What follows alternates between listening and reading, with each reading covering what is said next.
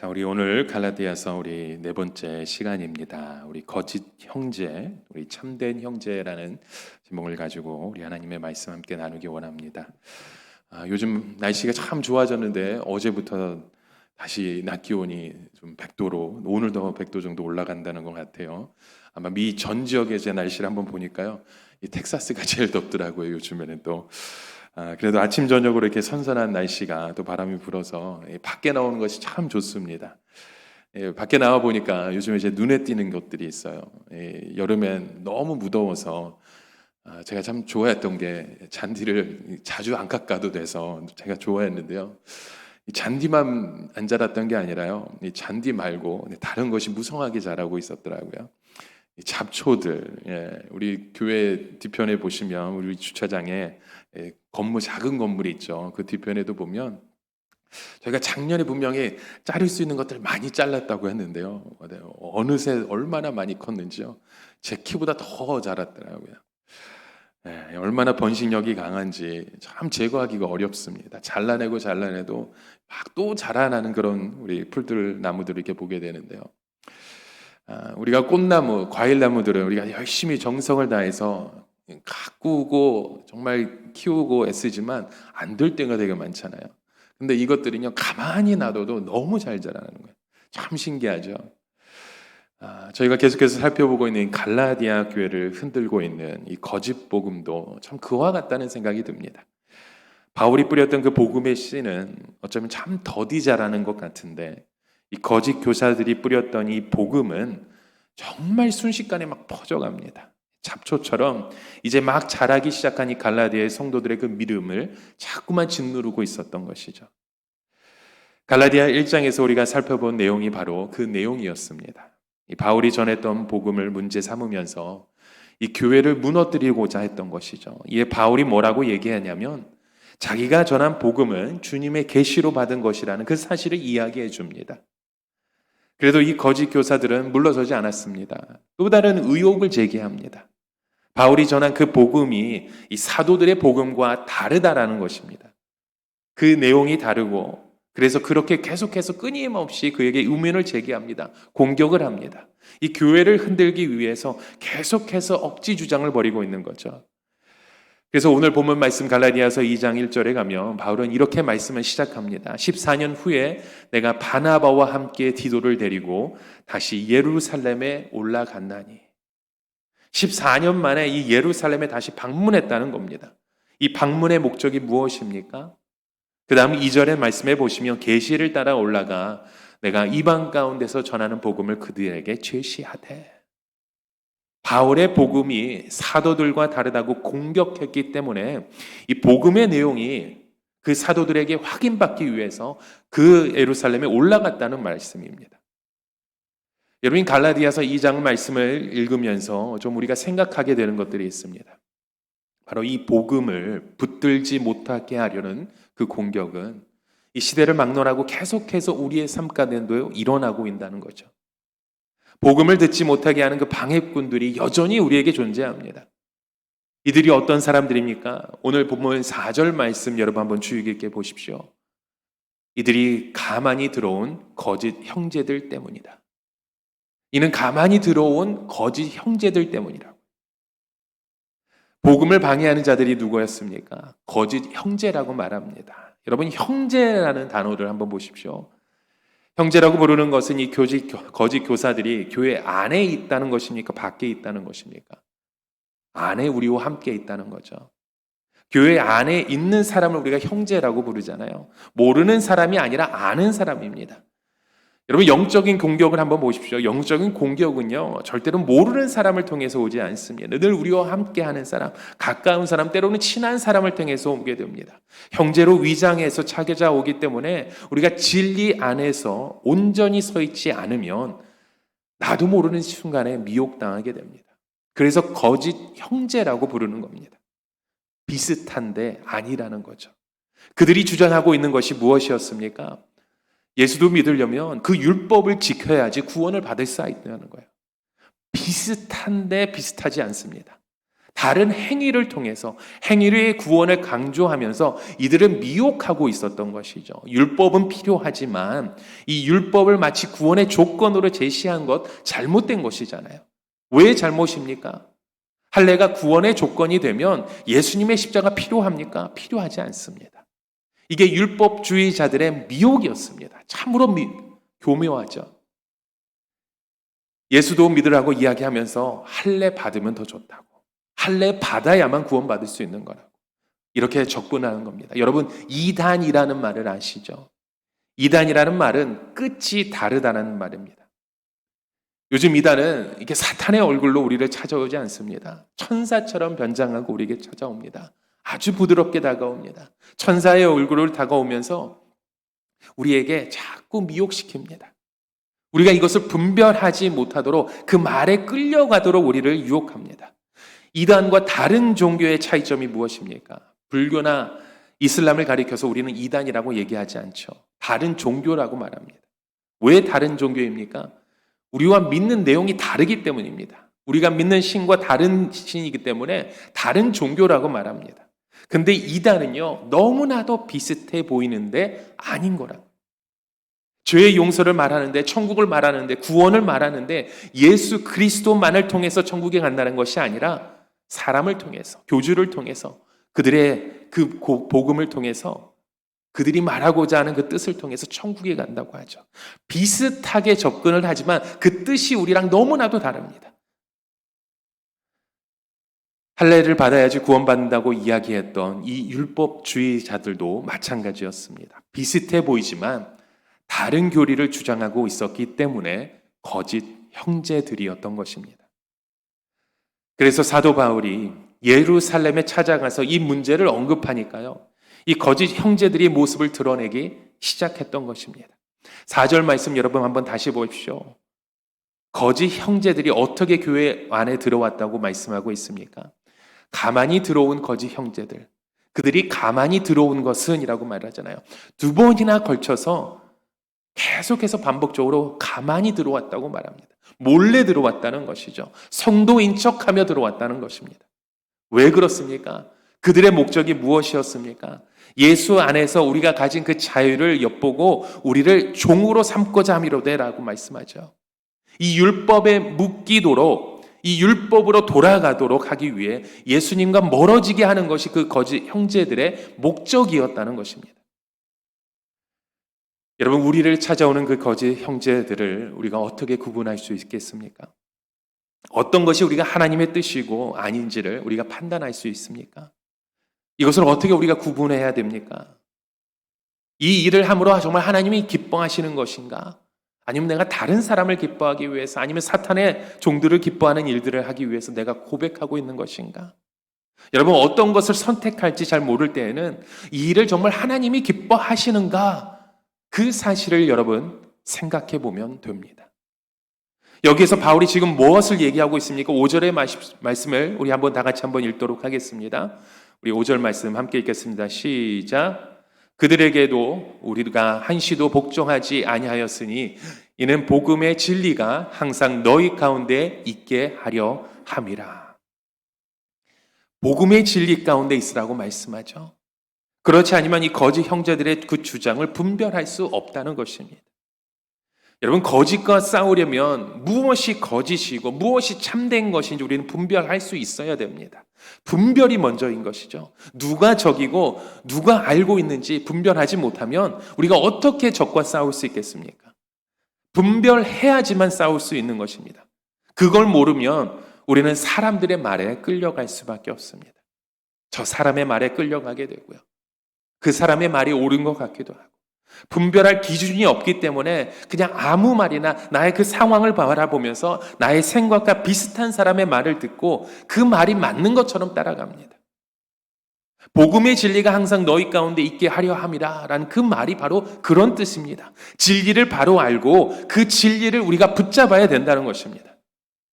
여러분, 사탄은 오늘 우리의 삶을 그냥 가만히 내버려 두지 않습니다. 계속해서 공격합니다. 이 복음으로부터 우리가 멀어지도록. 그래서 신약 성경에 뭐라고 이야기합니까? 우는 사자처럼 삼킬 자를 찾는다라고 표현하잖아요. 사자가 사냥감을 노릴 때 어떤 먹잇감을 노립니까? 사자가 노리는 먹잇감은 그 무리에서, 그 그룹에서 떨어져 있는 짐승을 노립니다. 무리 속에 있는 짐승은 이 사자라도 좀 주저하는 것 같습니다. 똘똘 둘러싸여 있으니까. 근데 거기서 혼자 떨어져 있는 타겟, 연약한 짐승을 표적으로 삼아서 공격합니다. 마찬가지입니다. 우리가 복음 안에 바로 서 있지 못하면, 이 복음 안에서 벗어나 있는 우리의 모습이 있다면 우리는 사탄의 먹잇감이 될 수밖에 없습니다. 사탄의 공격을 받게 됩니다. 내가 믿는 복음이 뭔지 모르고 내가 받은 구원이 무엇인지 우리가 정확하게 깨닫지 모르면 우리는 자꾸만 사람의 말에 끌려갈 수밖에 없습니다. 우리가 교회에 꼭 가야 되냐고. 교회도 문제가 많은 곳인데 왜 거기 가야 되냐고. 그냥 집에서 하나님 말씀만 보면 되지 않냐고. 요즘 이런 가난한 성도들이 많아졌다고 하죠. 교회를 안 나가는 성도들 우리가 가난한 성도라고 하죠. unchurched people이라고 말하죠. 이 가나안이라는 말을 거꾸로 하면 뭐예요? 안 나가 성도잖아요. 진리를 모르는 겁니다. 뭐가 진리인지 모르고 무엇이 바른소리인지 잘 모르니까 그냥 사람의 말에 그 흐름에 따라 따라가는 것입니다. 여러분, 오늘 우리의 삶 가운데 들리는 거짓된 소리는 무엇입니까? 그 음성에 우리는 어떻게 반응하고 있습니까? 여러분, 우리가 구원을 어떻게 받았습니까? 우리가 착해서 구원받은 것입니까? 구원받을 만한 자격이 있었습니까? 우리는 하나님의 은혜로 구원을 받았잖아요. 나에게 자격은 없지만 나를 사랑하시는 주님의 그 사랑 때문에 우리는 구원을 받은 것입니다. 이 사실을 우리가 굳게 믿으면, 그 복음을 우리가 함께 붙들고 계시다면 우리는 그 믿음의 고백으로 주님을 바라봐야 된다는 것입니다. 이 복음의 진리 안에서 흔들리지 않는 그 믿음의 고백이 일어나기 주님의 이름으로 간절히 축원합니다. 그러기 위해서는요, 우리에게 절대로 필요한 그 한 가지가 있습니다. 무엇보다도 우리 곁에 참된 형제들이 있어야 합니다. 이 바울처럼요. 오늘 갈라디아서 2장 1절 말씀을 보시면 바울과 함께 예루살렘에 올라갔던 두 사람의 이름이 등장하고 있죠. 14년 후에 내가 바나바와 함께 디도를 데리고 다시 예루살렘에 올라갔다고 말씀합니다. 이들은 바울이 거짓 형제들과 맞서 싸울 때 함께 했던 복음의 동역자들입니다. 이 바나바와 디도라는 그 이름을 볼 때마다 이런 생각이 듭니다. 우리가 정말로 복음의 진리 안에 서려고 있을 때 하나님은 나를 혼자 두지 아니하시고 하나님의 사람을 붙여주시는구나. 이런 사람을 통해서 나를 오늘도 붙들어 주시는구나. 얼마나 감사한 일입니까? 먼저 바나바를 보십시오. 이 바나바는요, 바울의 그 삶 가운데 가장 많은 도움을 주었던 사람의 하나입니다. 사도행전 9장 26절에 보시면 사울이 예루살렘에 가서 제자들을 사귀고자 하나 다 두려워하여 그가 제자됨을 믿지 아니하리라 말씀하죠. 이때는 바울이 회심한 지 얼마 되지 않았을 때였기 때문에 사도들조차 바울을 꺼려했습니다. 바울이 갑자기 돌변해서 우리를 체포하면 어떻게 하냐고. 그런 두려움 때문에 그 사람을 만나주는 것을 꺼려했습니다. 그의 회심을 믿지 못했던 것이죠. 이때 바울을 믿고 도와주었던 사람이 바로 바나바입니다. 그래서 27절 말씀처럼 바나바가 데리고 사도들에게 가서 그를 함께 동역자로 불러주었다는 거죠. 사도들이 안 만나주니까 바나바가 그를 데리고 간 것입니다. 그리고 그가 어떻게 주님을 만났고 다말색 가운데 어떻게 하나님의 그 뜻을 바라보게 되었는지, 그 어떻게 전도하며 그들의 삶 가운데 그것을 고백했는지 그 사실을 다 알려줍니다. 바울의 입장에서 얼마나 참 고마운 사람입니까? 아무도 자기를 믿어주지 않는데 자기를 믿어주는 그 한 사람이 있다는 게 얼마나 고마웁니까? 우리 옆에 계신 분들과 한번 이렇게 고백했으면 좋겠습니다. 나를 믿어줘서 고마워. 네. 다시 한번 나를 신뢰해줘서 고마워. 네. 얼마나 고마워요. 나를 믿어줘서 고맙고. 또 사도행전 11장 26절 말씀해 보면 두 사람이 또 함께 만납니다. 안디옥에 데리고 와서 둘이 교회에 1년간 모여 있어 큰 무리를 가르쳤다고 말씀하죠. 이 바울의 능력을 익히 알고 있었던 바나바는요, 동역을 위해서 그를 데리고 왔던 겁니다. 사실 기회를 만들어 준 것이죠. 아무에게도 바울에게 기회를 주지 않으니까 바나바가 이 기회의 자리를 그에게 만들어 준 것입니다. 그리고 그 이후에 나오는 그 말씀들을 보면요, 바나바와 바울로 기록된 그 이름의 순서가 바뀌게 됩니다. 바울과 바나바라고 나옵니다.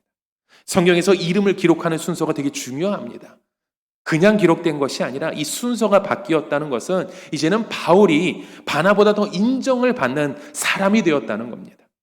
그리고 바나바는요, 그 무명의 바울을 앞세우고 그의 자리를 만들어 놓고 조용히 뒤로 사라집니다.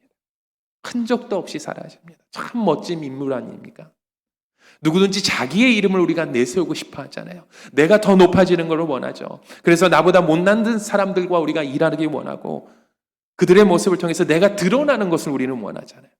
그래야만 내 실력이 뽐낼 수 있기 때문에. 하지만 바나바는요, 달랐습니다. 상대방의 그 장점을 볼 줄 알았고 그 장점을 활용할 수 있는 그 기회를 만들어줍니다. 그리고 자기는 뒤로 밀려나는 거에 대해서 전혀 신경 쓰지 않습니다. 열심히 자기가 할 일을만 했던 것이죠. 바울이 거짓 형제들의 방해에도 불구하고 이 복음 안에, 그 진리 안에서 바로 설 수 있었던 것은 바로 이 바나바와 같은 그 동역자, 참된 형제가 그의 삶 가운데 함께 있었기 때문입니다. 여러분, 오늘 우리의 삶 가운데도 그런 참된 형제된 우리의 성도가 있으신지요? 또 바나바와 함께 등장했던 또 다른 인물이 있죠. 1절의 말씀대로 디도라는 인물입니다. 오늘 본문 1절에 예루살렘으로 올라갈 때 바나바와 디도를 데리고 갔다고 말씀합니다. 근데 이 디도는요, 바나바와 다른 인물입니다. 헬라인이자 이방인이었습니다. 사도 바울을 대적하는 거짓 형제들의 주장이 무엇이었습니까? 이방인도 할례를 받아야 구원을 받을 수 있다는 것이었어요. 근데 디도를 그곳에 데려갔다는 것은 이것을 반박하고 데려간 것이죠. 굉장히 어떻게 보면 신앙적으로 위험한 고백입니다.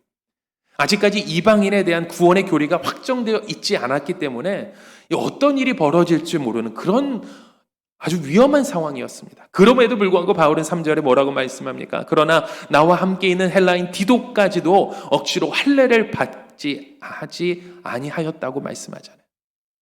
디도에게 할례를 받으라는 그 압력이 있었지만 바울은 그것을 따르지 않았다는 거예요. 그런 상태로 예루살렘에 올라갔다는 것은요, 돌에 쳐져 맞아 죽을 수 있는 상황입니다. 그런 위험을 감수하면서 이 구원이 할례가 아닌, 그 율법이 아닌 오직 믿음을 통해서 받는 것임을 보여주기 위해서 같이 올라갔다는 겁니다. 은혜로 구원받는 것이 무엇인지 보여주는 그 샘플이 바로 이 디도라는 사람인 것입니다. 근데 디도의 입장에서 보면 어쩌면 참 무서운 고백일지도 모릅니다. 수백 명의 그 유대인들 속에서 자기 혼자만 이방인이거든요. 이 사람들이 언제 어떻게 돌변할지 모르는 상황입니다. 얼마나 무서웠을까요? 떨리지 않았을까요? 여러분, 떨리는 순간들이 있으십니까? 저도 지난주에 카운티 오피스에 가서 제가 어떻게 좀 어필을 제가 좀 그 상황 가운데 어필을 할 일이 있었습니다. 근데 그 상황이 저에게 참 좀 떨리는 순간이었어요. 처음 가는 자리였기 때문에. 또 항상 그런 자리에 가면 아니나 다를까 다 백인 분들밖에 없으세요. 제가 이렇게 등치는 크지만 소심한 A형이잖아요. 동양 남자에다가. 제가 그런 자리에 가서 어떻게 말을 꺼낸다는 게 참 두려운 일입니다. 그래서 제가 어떻게 했냐면 참 그 두려운 마음 가운데 오후에 미팅이 있어서 오전에 뭔 생각을 하다가 교회 티셔츠가 보이는 거예요. 사무실 옆에. 그래, 교회 티셔츠라도 한번 입고 가자. 십자가가 그려져 있는 교회 티셔츠를 입으니까요. 갔는데요. 되게 담대해지더라고요. 나 믿는 사람이다. 가슴에 십자가가 보여주는 그 모습이 저를 되게 당당하게 만들더라고요. 여러분, 우리가 성경책을 들고 우리가 십자가가 새겨진 로고 셔츠를 입고 우리가 어디를 갑니까? 우리 항상 교회 주변에만 돌아다니잖아요. 그런데 우리의 삶 가운데 우리가 당당하게 예수 그리스도를 믿는 사람으로서 우리가 믿음으로 선포하는 그 사명을 우리에게 주셨는데요. 우리는 자꾸 우리의 믿음의 고백을 보면 교회 안에만 머물러 있을 때가 참 많습니다. 그럴 때 우리에게 필요한 것이 무엇입니까? 그 십자가가 나에게 힘이 되어주는 것처럼 또 그 십자가를 바라보며 우리가 자꾸 세상에 나아가기 위해서는 그런 우리의 삶의 그 고백을 함께 들어주고 함께 이해해줄, 또 나의 그 삶의 고백을 함께 선포해줄 믿음의 형제가, 참된 형제가 우리의 삶 가운데도 필요하다는 겁니다. 바울이 디도와 함께 동행했던 것도 바로 그런 마음이었을 것 같습니다. 혼자서는 힘들지만 나의 참된 형제 된 디도를 통해서 내가 힘을 얻게 되는 거죠. 그래서 바울은요, 어떤 어려운 일이 있을 때마다 그 디도를 찾습니다. 초대교회 가운데 제일 문제가 많았던 교회가 어느 교회였습니까? 고린도 교회였어요. 고린도 교회는요, 마치 종합 선물 세트입니다. 모든 문제들이 다 그 교회 안에 있었습니다. 이 골치 아픈 문제를 해결하려고 보낸 사람이 바로 디도였습니다. 아무도 어쩌면 가려고 하지 않으려는 그곳에 바울은 디도를 보낼 수 있었던 거예요. 그리고 디도가 가서 그 문제를 해결합니다. 또 바울이 그레다라는 섬에 가서 이 복음을 전하고 교회를 세웠는데요. 거기에서도 또 문제가 생깁니다. 이것도 고린도 교회 못지않게 아주 심각한 상황이었습니다. 아무도 가고 싶지 않은 곳이었죠. 그런데 바울은 또 누구를 보냅니까? 디도를 또 그곳에 보냅니다. 신약성경 이 디도서가요, 바로 이 그레데 교회가 서 있는 그곳에 디도를 위해서 바울이 쓴 편지입니다. 바울의 어떤 부탁이라도 들어줄 만큼 그의 마음에 준비되어 있었던 그 참된 그 디도 형제를 그곳에 보내줄 수 있었던 것이고, 그와 디도와 함께 사명을 감당할 수 있는 그 믿음의 고백이 그 자리에서 이루어졌다는 것이죠. 이렇게 바나바와 디도가 서로가 참된 형제가 되어서 그 복음을 변호할 뿐만이 아니라 복음의 진리 안에서 굳게 서 있도록 서로가 함께 그의 마음을 바라봤다는 거죠. 만약 바울 혼자였다면 그 사명 참 어려웠을 것 같습니다. 그의 동역자이자 참된 형제된 바나바와 디도가 그의 삶 가운데 함께 하였기 때문에 그의 사명을 능히 감당할 수 있는 주의 사명자로 그들을 붙들어 주시고 하나님의 때에 따라서 그의 삶 가운데 그 동역자를 일으켜 세워주셨다는 것입니다. 여러분, 우리가 복음의 진리 안에 서 있는 거 참 힘든 일입니다. 세상과 다른 길이기 때문에 참 이 좁은 길이잖아요. 굉장히 힘든 길입니다.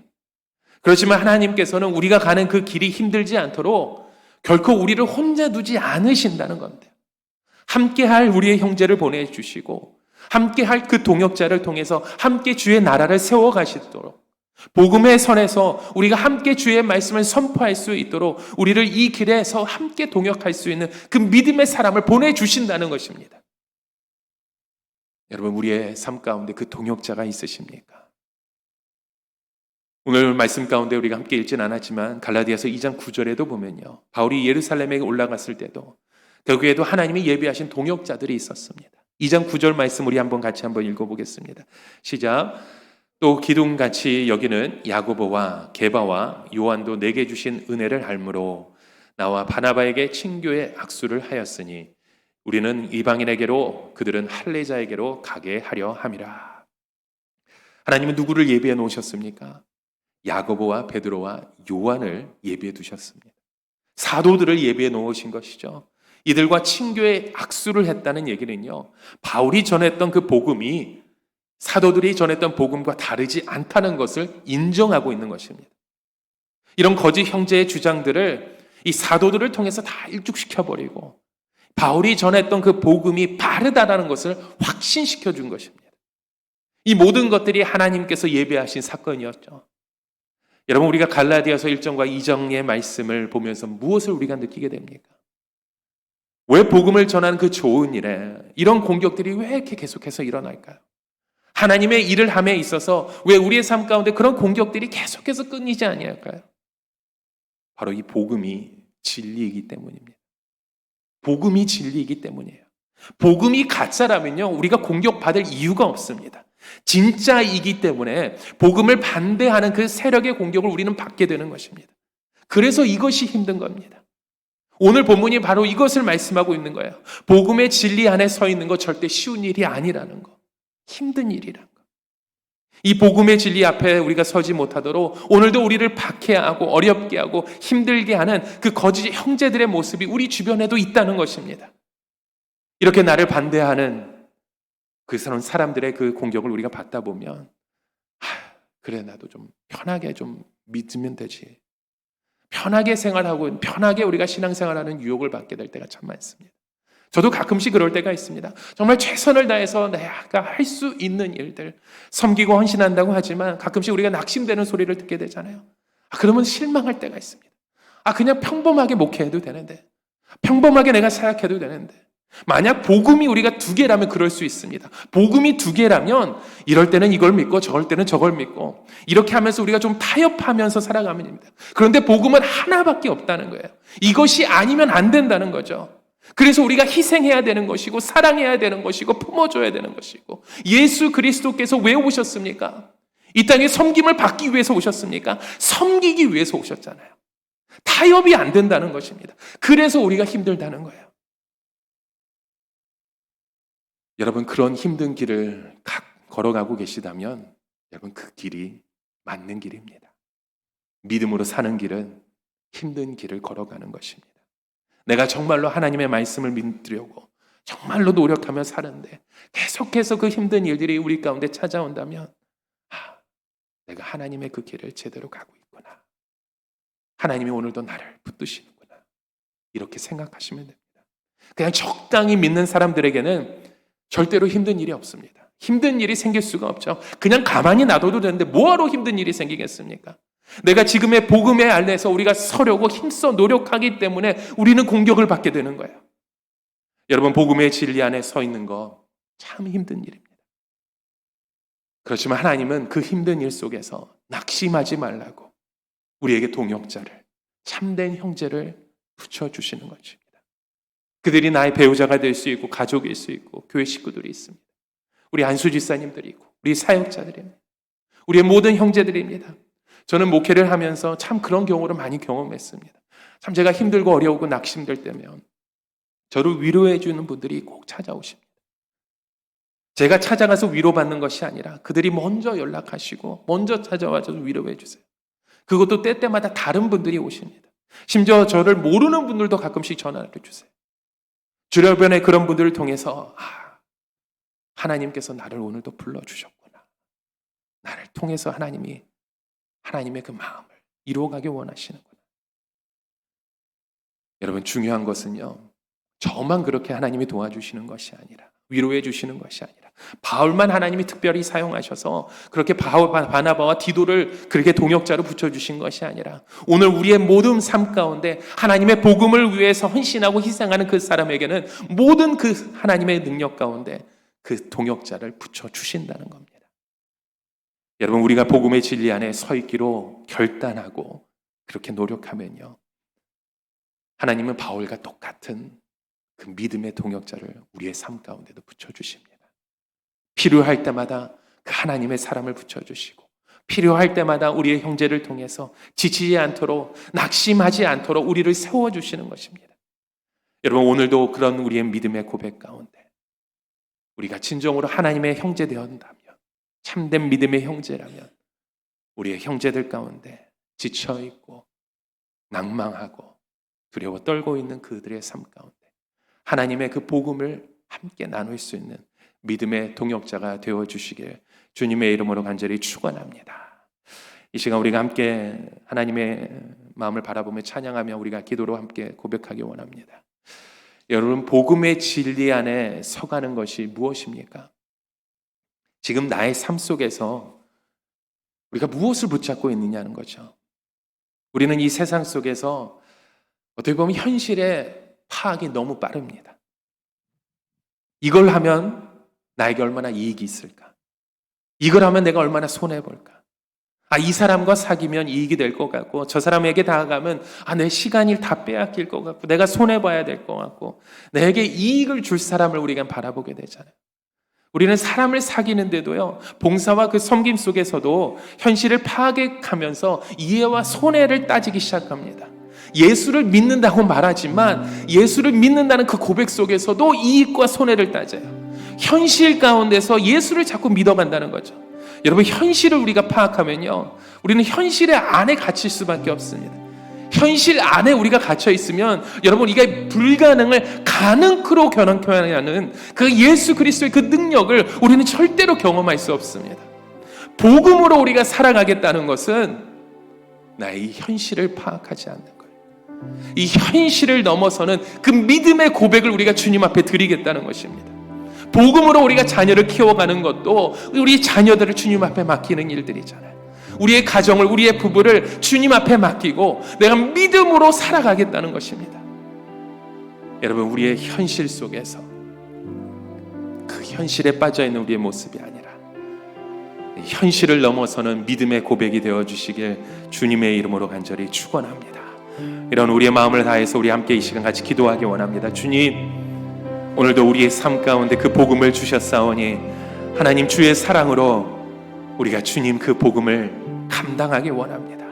불가능을 가능케 하시는 그 주님의 손길, 우리의 참된 형제들로서 우리가 함께 그 믿음을 바라보며 소망하기 원합니다. 그런 믿음의 고백이 되길 원합니다 라고 우리 다 같이 함께 기도하며 나아가겠습니다. 하나님 아버지,